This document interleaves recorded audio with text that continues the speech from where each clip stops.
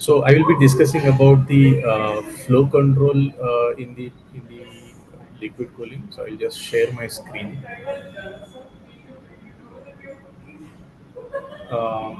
Just let me know, Shraddha, once my screen is visible. Yes. Okay, fine. So here I'm going to talk about the liquid cooling, which is pressure and flow control on the TCS and secondary fluid network. So air cooled, everyone has talked about the air cooling, liquid cooling, need of liquid cooling market and everything. So I'll just pass this. As air cooling has a different solution, the way we look at this in Belimo is air cooling is more like an HVAC, whereas there is a fan wall unit, there are servers, and there is a cold air that is being supplied and hot air being collected back. So that's where the traditional air cooling systems are. And Belimo has lot many devices for this application which are suiting very well. But now we are moving to the liquid cooling like process control. We are looking at this as a process control because these are so many things. Those are connected in the liquid cooling machinery that hot or cold fluid which are carrying the temperature. So this is more like a cooling the machinery. So the way we are looking at it is air cooling is more like HVAC and this is more like process control. So there are both of them are different applications and there is a different solution that is required. So let's look at the growing heat density. Why is it a critical challenge for the data center? So this has been the steady growth density over the years that we have experienced so far, and this is the recent exponential growth in terms of heat rejection from the data center that we have experienced. And this is what we say. Everyone globally says that this is how the data center growth will be, and then there will be heat densities increasing on GPUs day by day. So liquid cooling and air cooling has their own limitation. So 120, 130 kilowatt is something that we are talking about. So air cooling has its limit. Beyond that, there will be like generative AI, high performance computing, and cryptocurrency mining. So there will be a lot much computational power required inside the GPU, and they will in turn eject a lot of heat because of that computational power.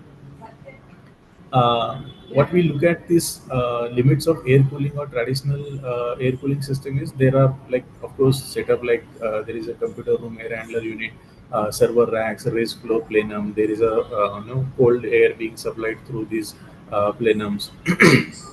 There are cold air containments, hot air containments. This is how the traditional data center or existing data centers have been, and these have been cooling through air, which now with growing computational power and thermal power, this is not going to be a adequate solution or enough solution to handle the extreme heat capacities of the GPUs and servers. What can be an alternative? So just a simple physics. So air has or water has an replacement which is a highest heat conductive capacity, that is four times of heat capacity per mass of the same air and same water quantity. It is 773 times more dense when it comes to density of the molecules, and it is 3100 times more efficient in transferring at the heat. And that's how that has become the application for liquid cooling. So direct to chip cooling, there is something called a small heat exchanger which is mounted on the top of the server or top of the GPU. That's how this heat exchanger looks like externally and internally, and this is how the cold liquid goes in and it transfers the heat, and hot liquid comes out. One can do their research and all these things in Google or Wikipedia.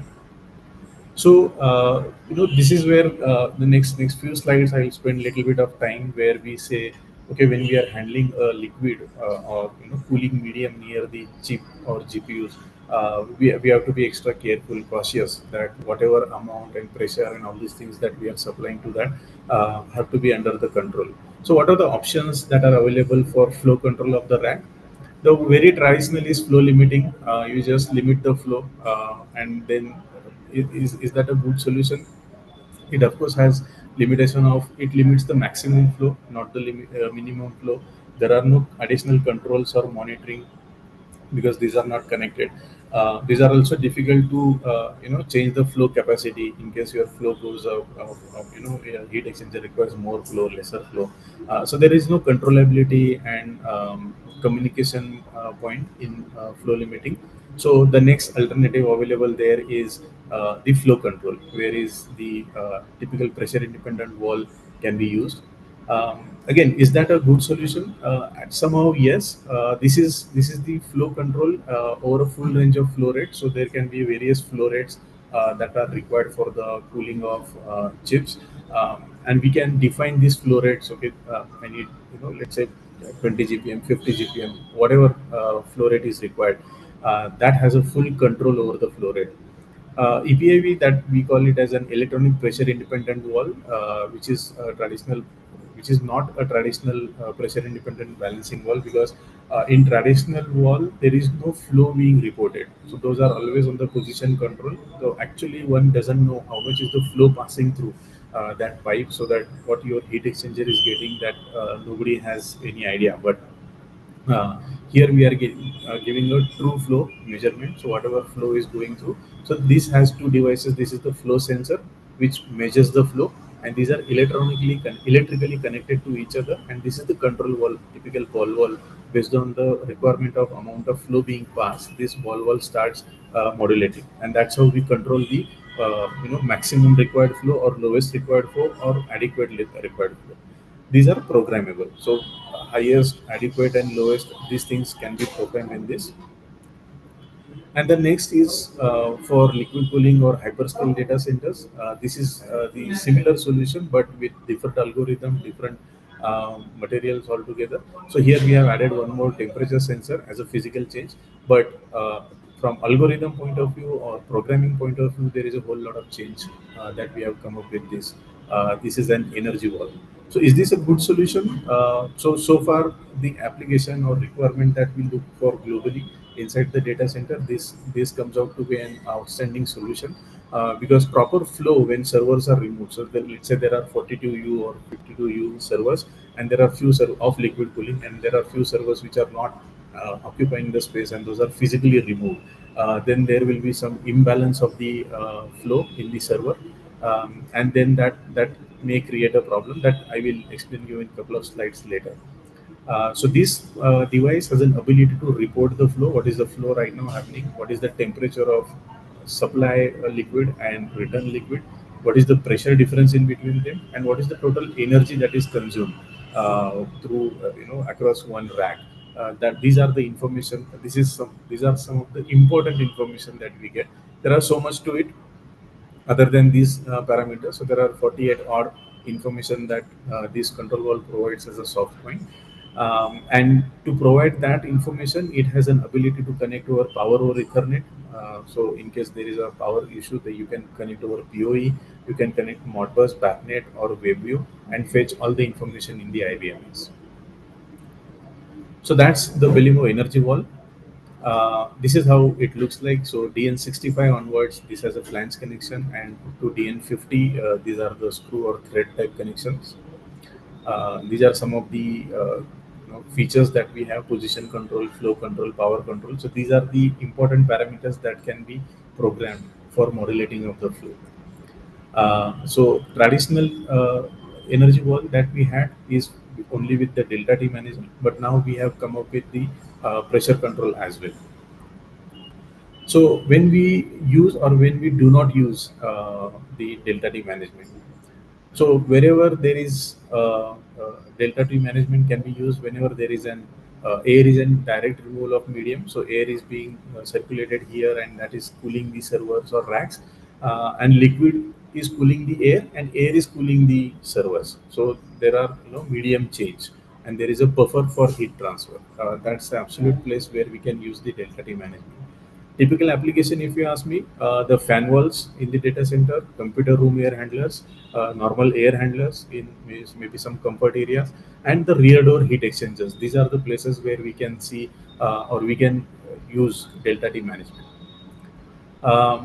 Delta T management cannot be used wherever there is a liquid which is being cooled, which is cooling the server, because it's possible, because there is no buffer of liquid and air and all those things. Liquid is directly in contact with the chip through, of course, insulation, and there is no buffer available, and that's the reason there may be, in case of change of flow or change of heat requirement, there may not be immediate modulation of the wall, and it may cause the burnout of the GPUs or servers, and hence for direct to chip cooling, delta T management is not that useful. So what is the answer to this? Is differential pressure control.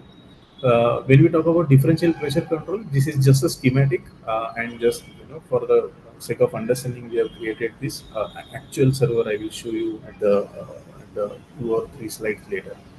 So there are, let's say, 4 servers. Each server has a demand of 15 GPM, LPM. Sorry, each server has a 15 LPM requirement. So total flow from CDU is 60 liter per minute. That's the total flow, and that is locked. So 60 LPM will be supplied here.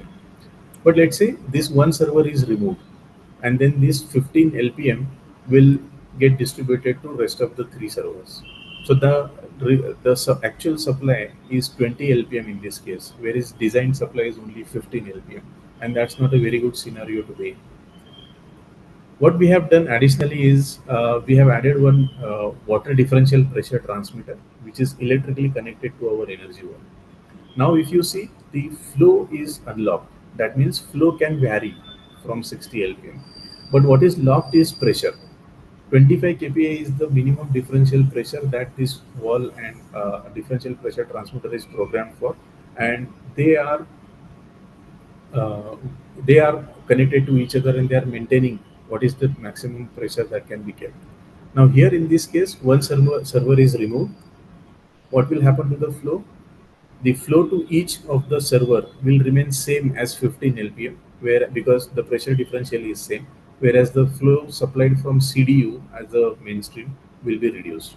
There are so many racks, maybe tens or hundreds of such racks, and those are throttling down the flow, will eventually lower the cooling capacity at the CDU level.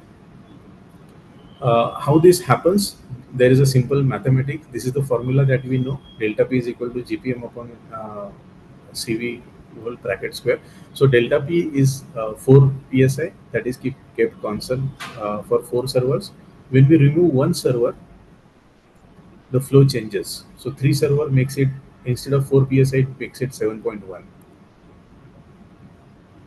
In this scenario, what we are doing is we are keeping the delta P and coefficient of water as same, and when you remove one server, the flow, overall flow is changed. So server 3 and 4 number of servers and 3 number of servers, rest everything is same, so overall flow is being changed. So that's the basic mathematics that we are following for this. And because I said these are 3 or 4 servers, this is actually the server rack is. So there are, let's say, these are 9, another 9, and these are 9. So there are total 27 such servers. Imagine there are 7 or 5 or 8 or 20 servers being removed. What will be the water imbalance or liquid imbalance available in that rack? And to mitigate that, we have worked with majority of the hyperscalers and developed this solution. So as a part of that, as an outcome of that, we are into the design document of majority of the hyperscalers. This is what the pressure control system that we will see in all the data centers when it comes to liquid cooling. This is again a little bit technical. That the whole point which I'm trying to make here is we have various ranges, right from 1 bar to 4 bar. You can choose the respective model number and start using that.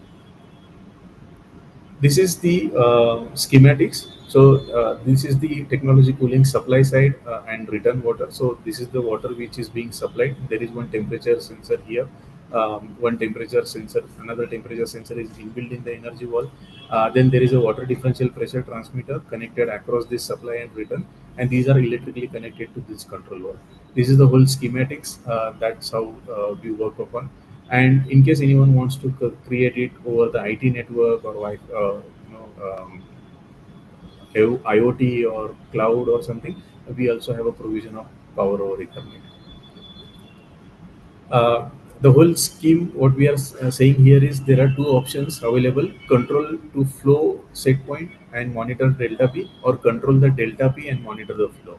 So we have these two options available in this schematics. The last part towards my today's session is these are the details or web views that we are able to provide to all our customers, that we can see what is the wall position, what is the flow going on, what is the temperature one, temperature two, what is the percentage of glycol that is there, what set point of differential pressure that we have created, what control function, is it a power flow control or pressure control that we can see. In the same server, we can set up this here. You have an ability or option to change from differential pressure to flow control and maintain all these ranges. You can also create dead bands, proportional integral. These are all, majority of the things are technical. We will help you once these systems or solutions are adopted by you. And here, if you see in this slide, you can see the differential pressure control. We have not changed this to flow control. You can again, so this part is taken away, and you can define the maximum and minimum flow and range. And that's how we can start using the energy wall for pressure control or flow control in the data center.